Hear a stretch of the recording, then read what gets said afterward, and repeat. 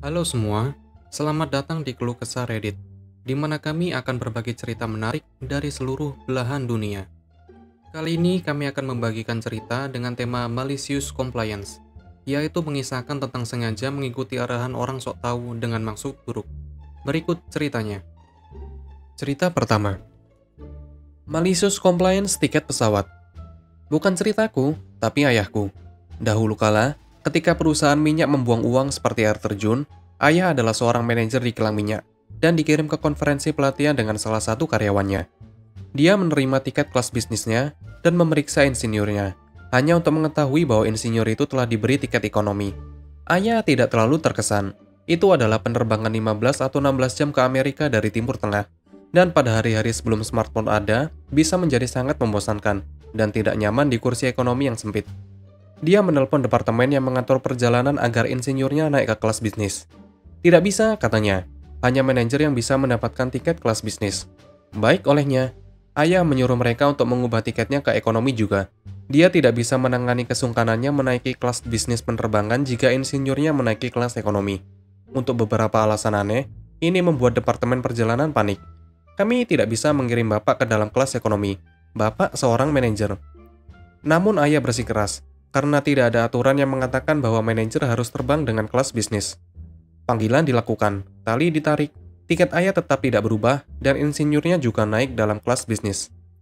Kebijakan perusahaan kemudian diubah, sehingga semua karyawan tetap pada penerbangan jarak jauh diterbangkan dengan kelas bisnis. Ayah selalu sangat baik dengan politik perusahaan.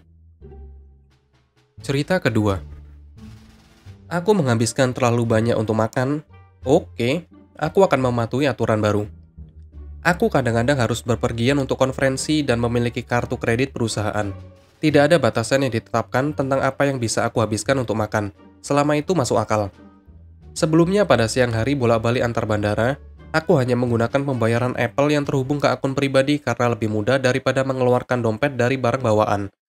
Aku mungkin menghabiskan $12 untuk makan hari itu dari akun pribadi, jadi aku tidak terlalu khawatir untuk mendapatkan penggantian. Datang waktu makan malam, aku kelaparan. Hotel tempat aku menginap memiliki sebuah restoran di mana para pelayan akan sering datang dengan daging panggang yang berbeda. Makan di sini harganya $60 atau lebih. Aku tidak menganggapnya sebagai masalah besar, karena karyawan lain biasanya menghabiskan $20-30 per makanan, dan secara teknis aku kekurangan anggaran untuk hari itu.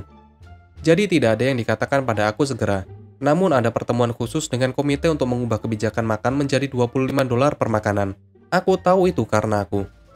Jadi sejak saat itu, aku menghabiskan tepat $25 untuk setiap kali makan, termasuk sarapan jika aku keluar.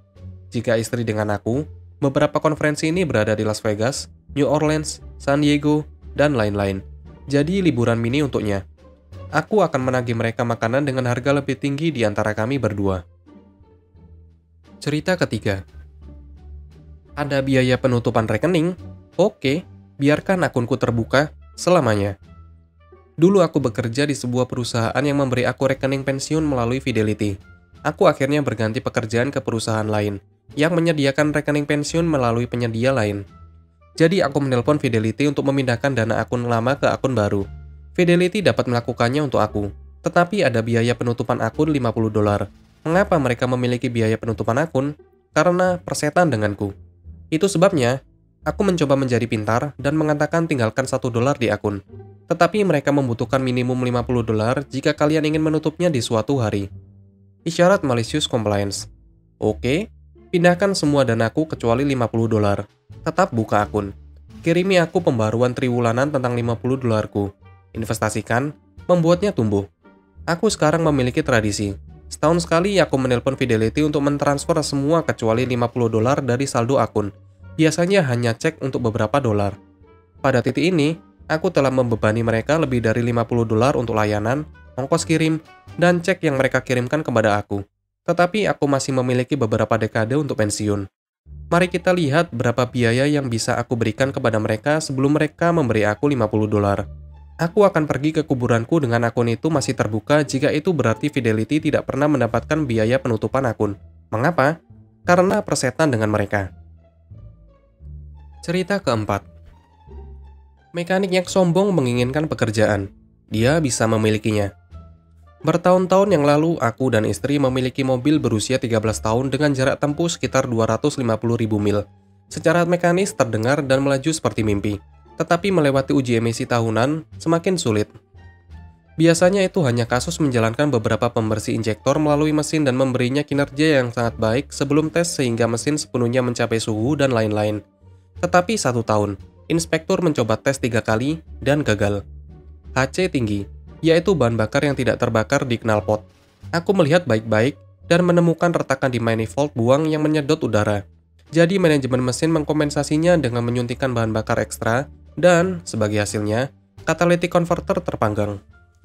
Karena mobil itu sehat dalam segala hal, dan aku tidak punya keinginan untuk menggantinya, aku memasang soket dan mulai membongkar sistem pembuangan. Semuanya baik-baik saja sampai aku menemukan 3 mur header knalpot lepas dan tidak ada panas. Pelumas dan getaran lembut akan menggerakkan mereka. Aku pernah ke sana sebelumnya, dan terakhir kali aku menghabiskan 2 hari dengan hati-hati mengombor pelek.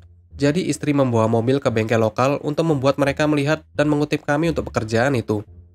Mekanik itu, seorang bajingan sombong yang ternyata mengira dia tahu segalanya, memeriksa dan memberitahu istri penawaran untuk cat baru, sensor lambda, manifold, dan tenaga kerja.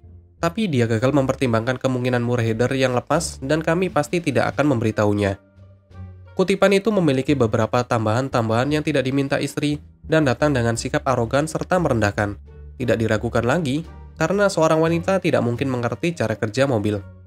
Aku tahu itu banyak uang, tapi mobil itu perlu banyak perbaikan untuk itu, yang sangat bullshit. Kekasih tercinta memainkan peran istri yang patuh dengan sempurna. Oh, aku tidak yakin. Aku harus bertanya kepada suami dan lain-lain. Jadi mekanik mendiskon beberapa pound untuk mempermanis kesepakatan.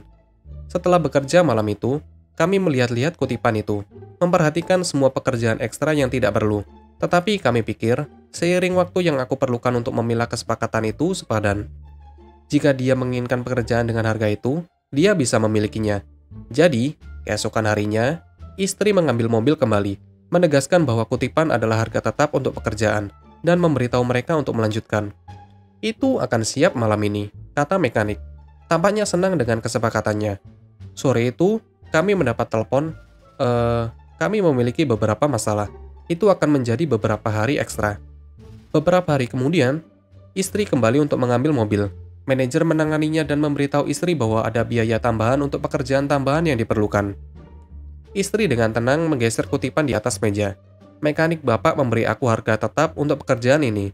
Ini kutipan yang ditandatangani olehnya. Manajer itu jelas sangat marah, dengan enggan menerima pembayaran untuk jumlah yang disepakati, dan menyerahkan kunci bersama dengan garansi 12 bulan untuk suku cadang yang mereka gunakan. Dia mendengar manajer berteriak pada mekanik saat dia pergi. Tahun berikutnya, aku mempresentasikan mobil untuk tes tahunan. Itu gagal pada catalytic converter murah yang mereka gunakan. Kembali ke bengkel dengan mobil dan istri meminta mereka untuk mengganti cat, itu akan menjadi 250 pounds, atau berapapun harganya. Tidak, itu tidak akan terjadi, jawab istri dan menyodorkan garansi, dengan 2 minggu tersisa di atasnya. Di seberang meja. Mereka memperbaikinya secara gratis. Tetapi manajer mengatakan kepadanya dengan tegas untuk tidak pernah mengklaim apapun dengan mobil itu lagi. Begitulah ceritanya. Apabila kalian suka, kalian bisa like dan berkomentar di bawah. Jangan lupa subscribe untuk membantu channel ini. Sampai bertemu di video selanjutnya.